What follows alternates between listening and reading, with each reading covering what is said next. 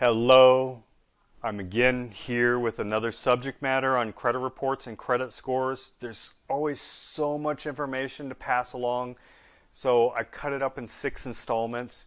You can sit here and watch all of them from the beginning to the end.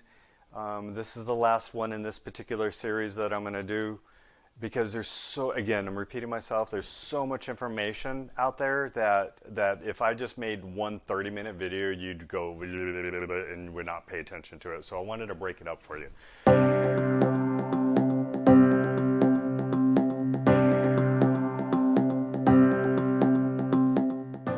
So I hope that you read all or listen to all of them and heed all of them and pay attention to it and become a more informed, empowered, educated consumer with this information, and then it'll get you a better interest rate, it'll get better car term loans, it'll get you better auto insurance rates. So like credit scores is the stamp that we have on our head that says you are worthy or you are unworthy or you're somewhere in between with credit and stuff. So again, a little bit more of I talked a little bit about some controversial things in my last video. I'm going to continue to talk about some controversial things.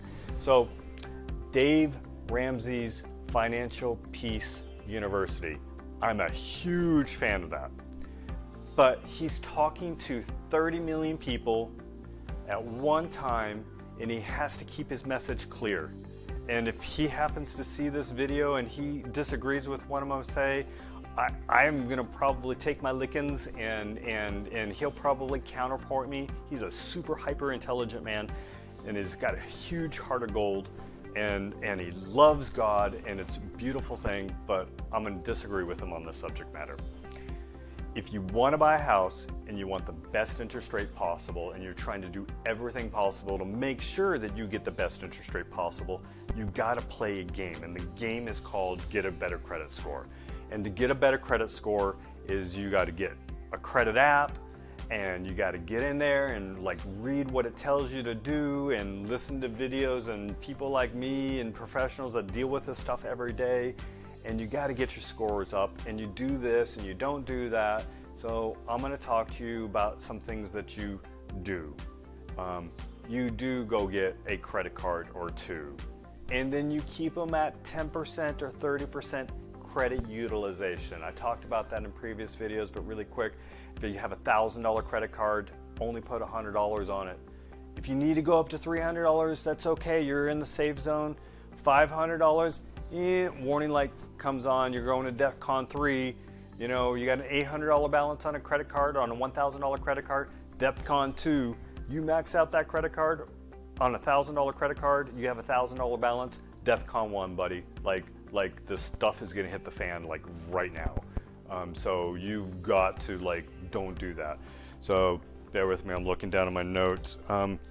So I'd much rather see someone have 2 or 3 credit cards and only use 25% of them, 10% of them, 30% of them, than have one credit card that's at 70%. And the other thing is this, gosh, I hate charge cards. I think charge cards is sucking the life out of people.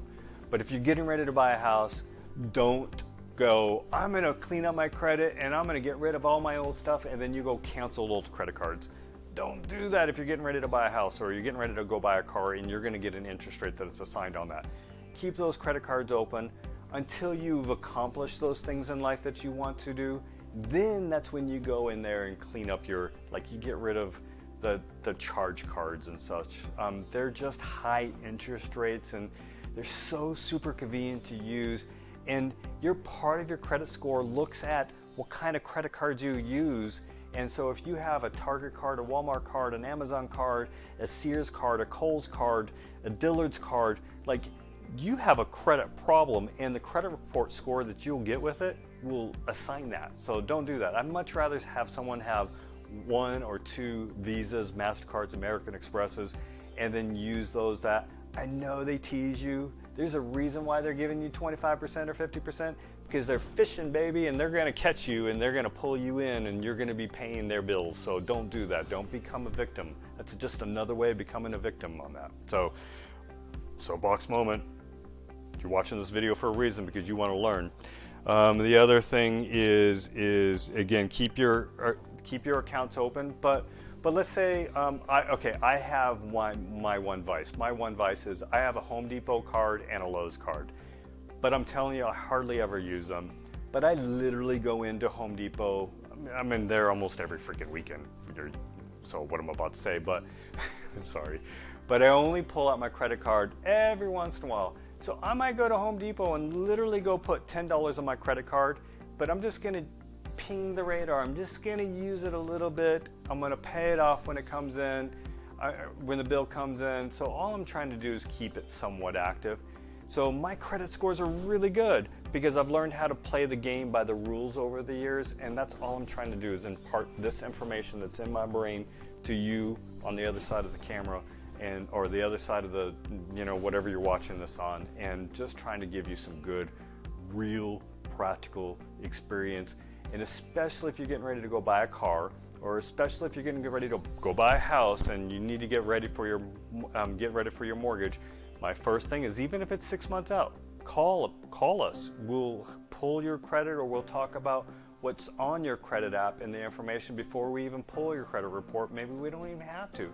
If you're really into your stuff, we'll talk about what you look like before we even pull your credit report. We don't have to do that, but if you call me and it's like, I don't know, then I'm gonna have to pull it because you don't know. So, be educated, be empowered, and then we'll get you ready to buy a house. So, in summary, don't close those credit cards before you go buy a house.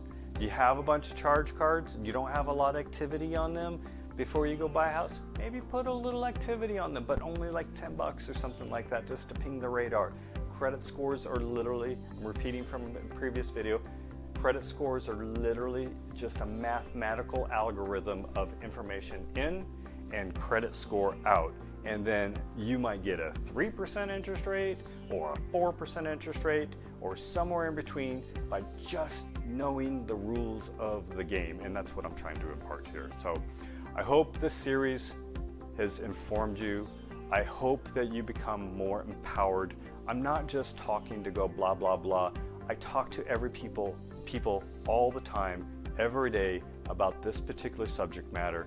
I want people to get the best interest rates possible, to get the best house payment possible, gives them the best purchasing power when they go out with their realtor and buy a house.